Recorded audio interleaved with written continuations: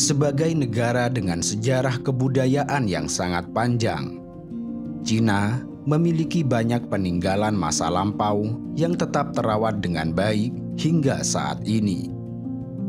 Salah satunya adalah Tuloh, sebuah bangunan berbentuk lingkaran besar serupa benteng yang dapat menampung hingga 800 orang. Tuloh terbuat dari campuran tanah liat, kapur, batu serta bambu dengan ketebalan mencapai 1,8 hingga 3 meter.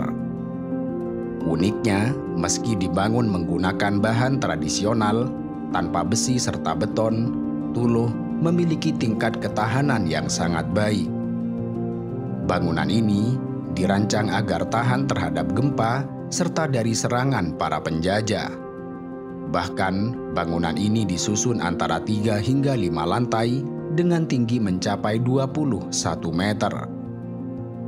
Biasanya, lantai pertama difungsikan sebagai dapur serta ruang makan, lantai kedua sebagai toko bahan makanan, kemudian lantai ketiga dan keempat sebagai kamar tidur. Bangunan ini juga memiliki pencahayaan yang sangat baik. Ketika musim dingin, Tuloh akan terasa hangat. Sebaliknya, ketika musim panas, bangunan ini akan memberikan kesejukan bagi penghuninya. Di bagian tengah bangunan yang melingkar, terdapat sebuah bangunan kecil yang difungsikan sebagai aula untuk menghormati para leluhur, sebagai aula pertemuan, pernikahan, pemujaan, pemakaman, dan lain sebagainya. Umumnya, Tuloh hanya memiliki satu gerbang yang terbuat dari kayu setebal 4 hingga 5 inci yang difungsikan sebagai bentuk pertahanan.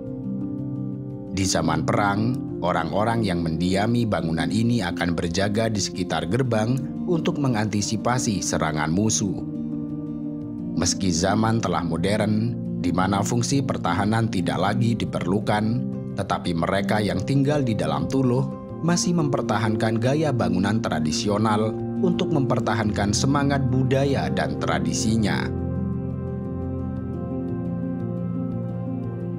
Tuloh diperkirakan telah ada sejak dinasti Song antara tahun 960 hingga 1279 Masehi, atau sekitar 800 tahun lalu, dan masih bertahan hingga saat ini, terutama di Provinsi Fujian dan Jiangxi.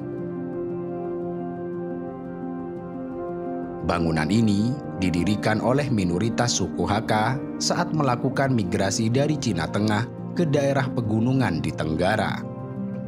Sejak saat itu, Tuloh memiliki gaya yang masih sama, sampai konflik dengan masyarakat lain di sekitarnya yang berujung pada pengembangan Tuloh yang juga difungsikan sebagai benteng. Sementara itu, asal-usul orang-orang Hakka sendiri tidak banyak diketahui. Namun diyakini, seperti banyak orang Han pada umumnya, leluhur mereka berasal dari daerah Yellow River di utara Cina. Hanya saja, tidak seperti suku yang lain, mereka hidup bermigrasi selama 1000 tahun terakhir. Orang-orang Hakka sering bermigrasi dari satu tempat ke tempat lain karena keinginan atau kebutuhan, di mana sebagian besar dari mereka memilih untuk tinggal di Provinsi Fujian yang berada di Tenggara Cina dengan membangun Tuloh. Selama ratusan tahun, penduduk setempat berhasil menjaga tradisi Tuloh tetap hidup. Mereka menjadikan Tuloh sebagai tempat tinggal dan mengamankan diri mereka dari penjajah yang berusaha mengambil tanah penduduk Hakka. Namun demikian, di era modern, Tuloh telah menambah fungsinya menjadi destinasi wisata favorit di daerah Fujian. Menurut laporan pemerintah daerah, Yongding menerima total 11,82 juta wisatawan pada tahun 2019 dan menghasilkan pendapatan pariwisata sebesar 13,46 miliar yuan atau sekitar 1,96 miliar dolar Amerika Serikat. Dan karena ikatannya yang sangat kuat dengan sejarah, Pada tahun 2008, terdapat sekitar 46 tuloh yang dinobatkan sebagai situs warisan dunia yang dilindungi oleh UNESCO.